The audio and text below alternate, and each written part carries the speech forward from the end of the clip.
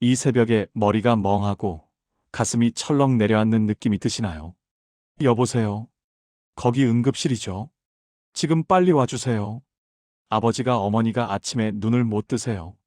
잠들기 전까진 멀쩡했는데 아침이 되자 갑자기 말이 어눌해지고 한쪽 팔이 힘이 빠지고 걸음이 휘청거린다.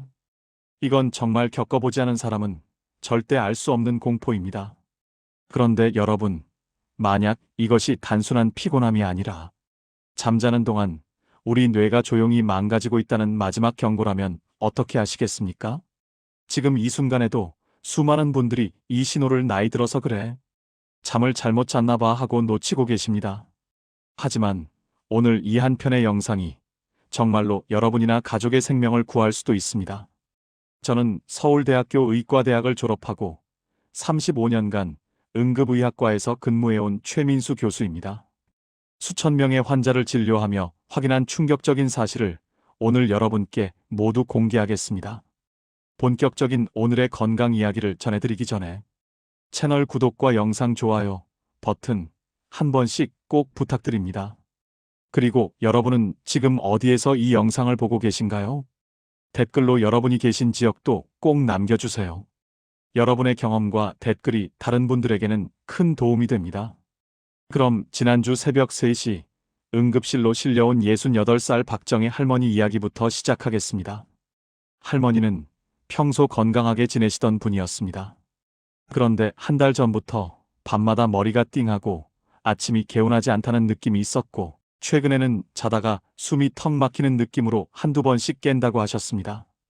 처음엔 나이 들어서 그런가 보다 하고 대수롭지 않게 여기셨죠. 그런데 그날 밤 평소보다 훨씬 심하게 가슴이 답답하고 아침이 되었는데도 말이 어눌하고 오른쪽 팔에 힘이 빠지는 증상이 나타났습니다. 더 심각한 건 눈은 뜨는데 말이 생각처럼 나오지 않는다는 점이었어요. 할머니의 며느리인 김승영 씨가 이상하다 싶어 병원으로 모시고 왔고, 검사 결과는 충격적이었습니다. 뇌경색 초기였습니다. 뇌혈관 한쪽이 막히기 시작하면서 말과 운동을 담당하는 부위가 급격히 산소를 못 받는 상태였죠. 만약 조금만 더 늦었다면 마비가 고정되거나 생명이 위험할 수도 있는 상황이었습니다. 다행히 조기에 발견해서 치료를 시작했고, 지금은 회복해 일상생활을 하고 계십니다. 박정희 할머니가 외래에서 저에게 이런 말씀을 하셨어요. 그냥 잠을 잘못 잔 줄 알았어요. 이렇게 무서운 병의 신호인 줄은 정말 몰랐어요. 며느리가 병원 가자고 안 했으면 생각만 해도 아찔해요. 여러분도 혹시 이런 경험 없으신가요? 밤에 자고 일어났는데 머리가 멍하고 말이 잠깐 꼬이고 한쪽 손이 둔한 느낌.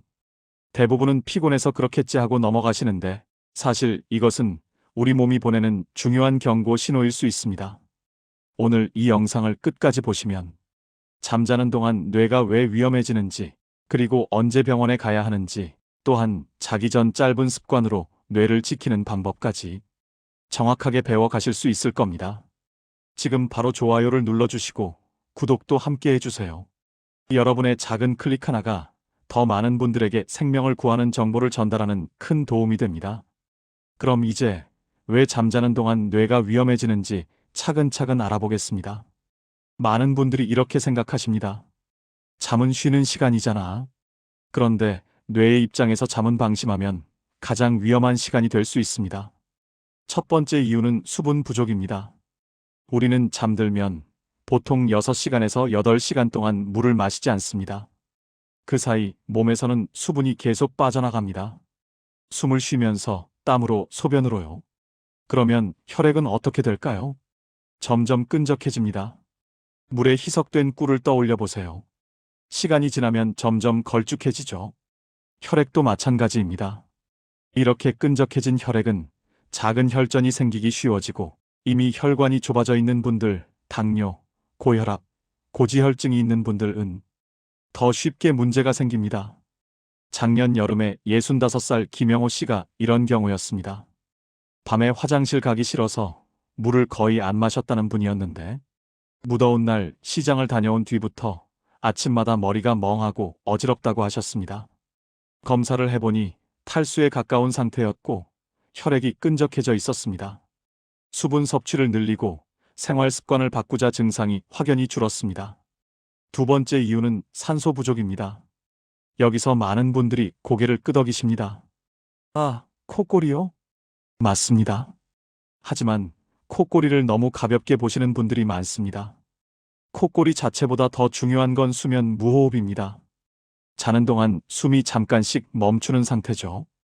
이게 반복되면 뇌는 밤새도록 작은 산소 부족을 겪습니다. 뇌는 산소에 가장 민감한 장기입니다. 잠자는 동안 산소가 모자라면 뇌혈관은 스트레스를 받고 혈압도 흔들리고 심장도 부담을 받습니다.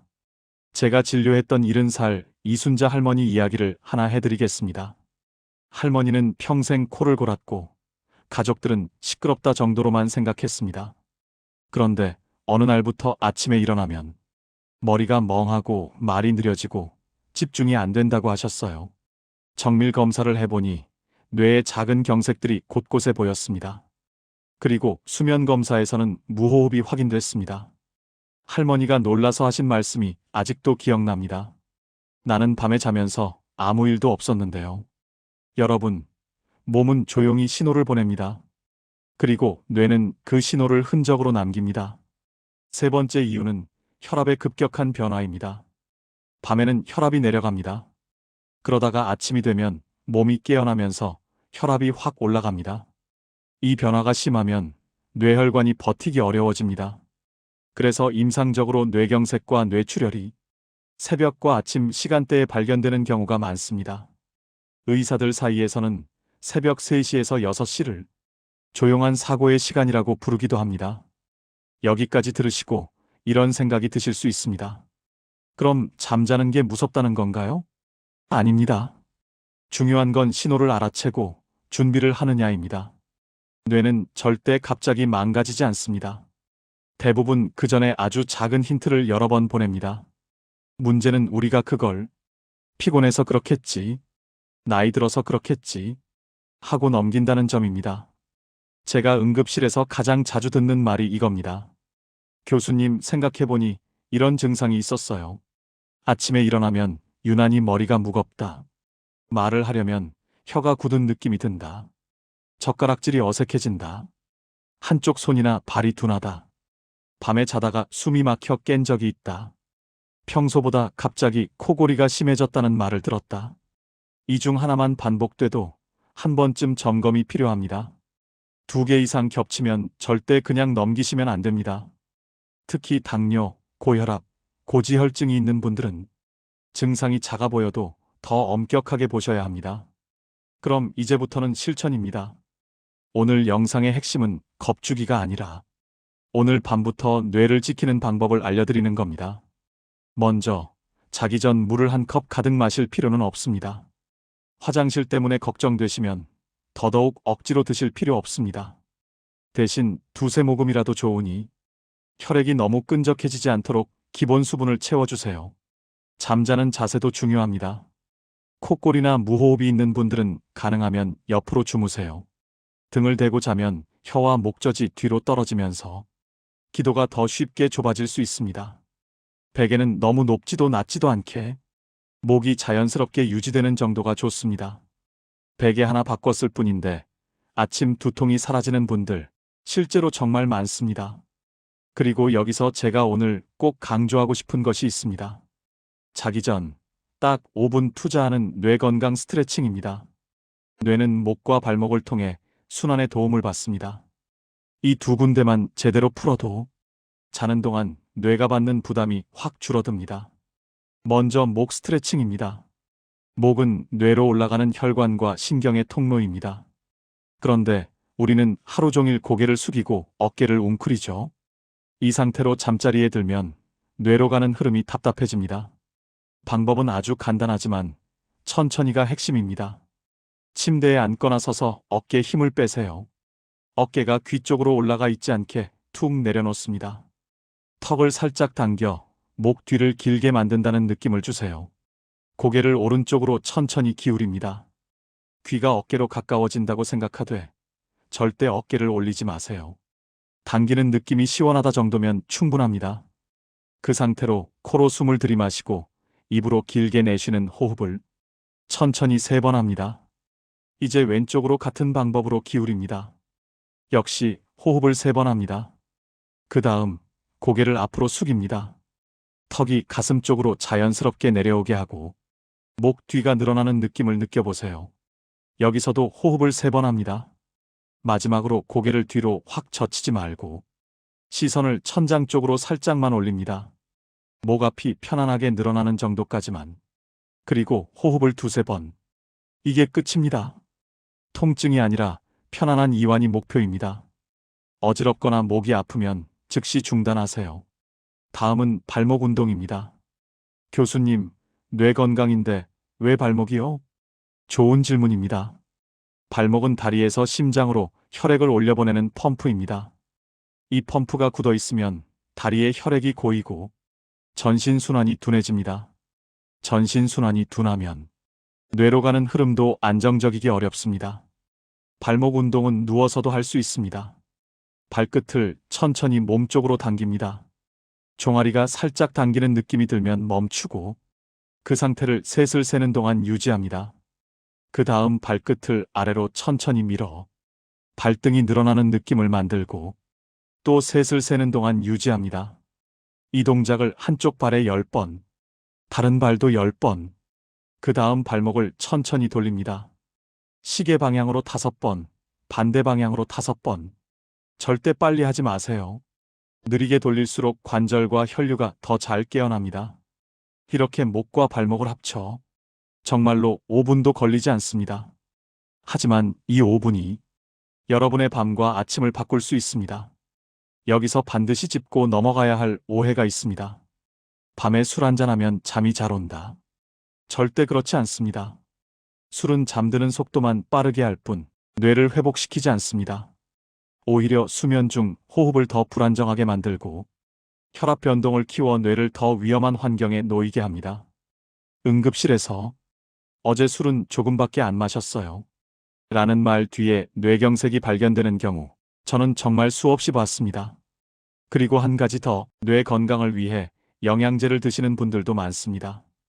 그 자체가 나쁘다는 이야기가 아닙니다.